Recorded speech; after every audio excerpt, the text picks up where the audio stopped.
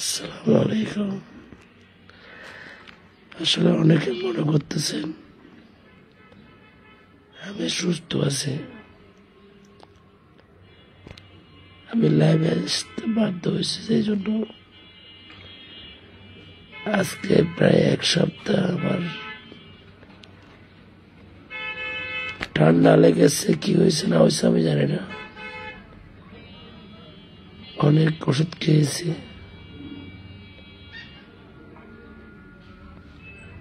আমার কণ্ঠে কথা বলতে অনেক কষ্ট হচ্ছে। আমার মেয়ে খুবই অসুস্থ, 3 দিন আগে ডাক্তার দেখাইছিলাম এই নাগরিকে নিয়ে। ওখানে কিছু পরীক্ষা দিয়েছিলাম আমার মেয়ের জন্য।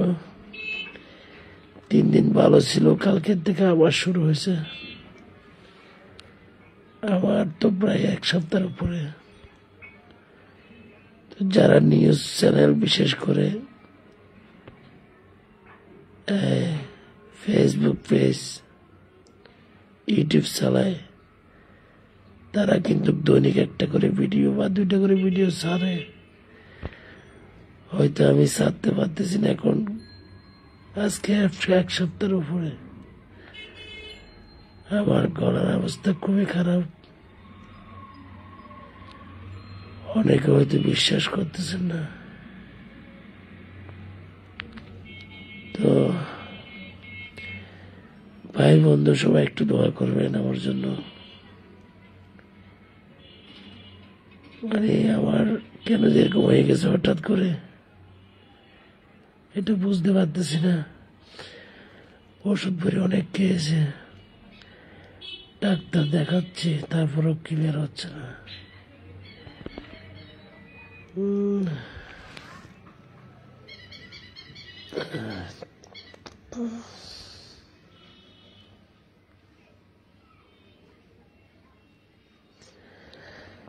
যে সবাই দোয়া করবেন।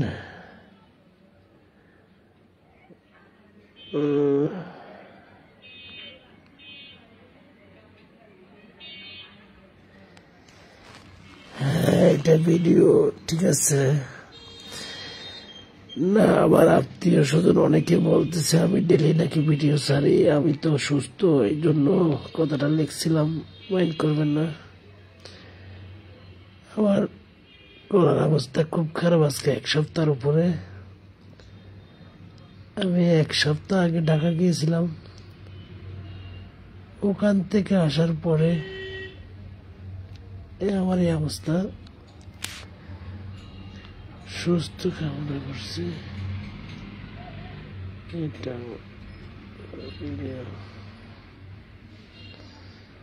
হাসেম ভাই, ঠিক আছে বিপ্লব ভাই। ওই যে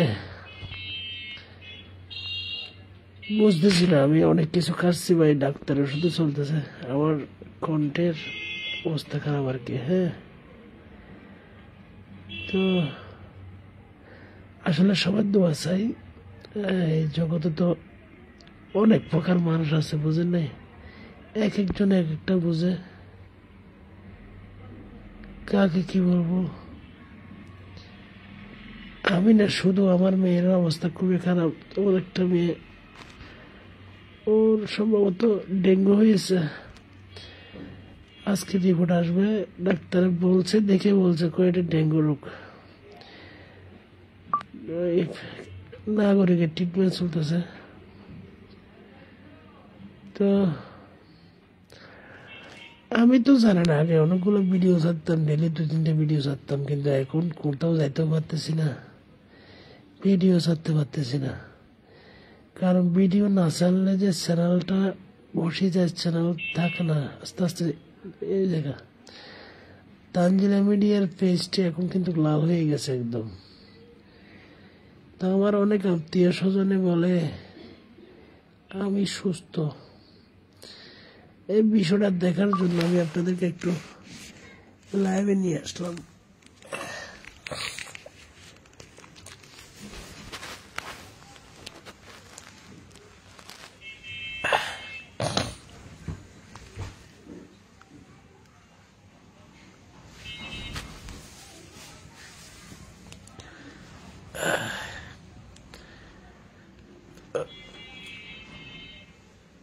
আমার অনেক আত্মীয় স্বজন বলছে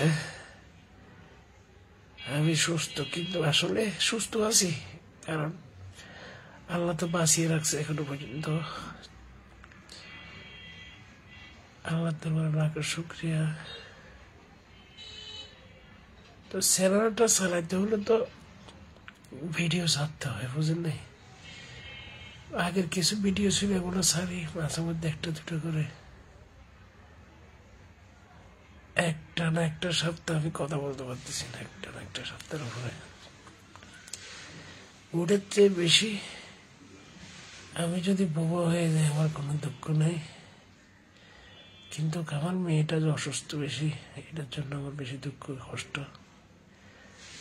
আমার মেয়েটার জন্য সবাই দোয়া করবেন, সবার কাছে দোয়া চাই। দুদিন একটু সুস্থ হয়েছিল, আবার হয়ে গেছে। আমার মেয়েটার পরীক্ষা চলতেছে, বছরই পরীক্ষা দিতে যেতে পারতেছে না এখন। পুরো বছর একটা পরীক্ষা। সবাই দোয়া করবেন।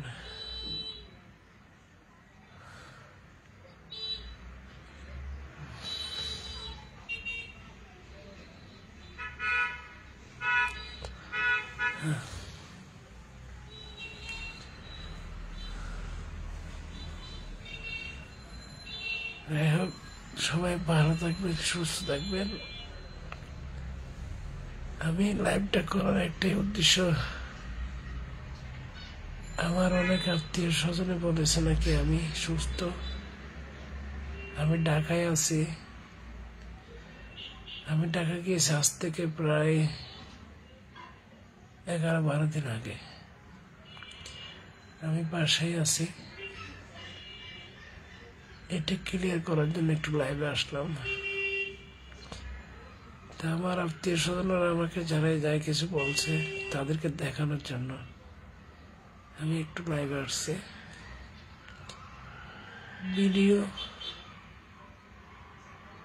না ছাড়লে চ্যানেল থাকে না, এটা কিন্তু সবাই জানে যারা ফেসবুক চালায়।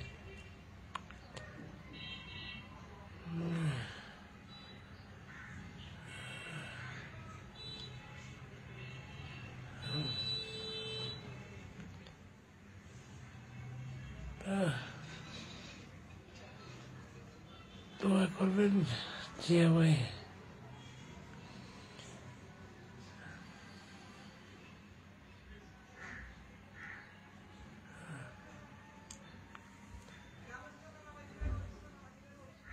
এখন আসলে কি বলবো, মানুষ যখন বিপদে পড়ে তখন মানুষকে মানুষে চিনতে পারে। মানুষ যখন অসুস্থ পড়ে তখন বলতে পারে মানুষ কাকে বলে। মানুষ যখন বিপদে পড়ে তখন বন্ধু বান্ধব আত্মীয় স্বজনকে চিনতে পারে। এই কথাটা কিন্তু বাস্তব, ছোটবেলায় মুরব্বীরা বলতে শুনতাম। তারপরও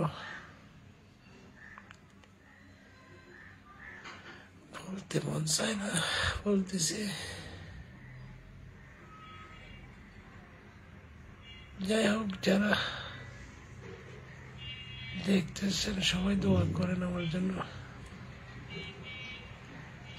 আমি মারা গেলে আমার কোনো দুঃখ নেই, কিন্তু আমার একমাত্র মেয়ে, আমার অনেক আশা ভরসা। এই মেয়েটা যদি কোনো কিছু হয়, আমার অবস্থা আরো খারাপ হয়ে যায়,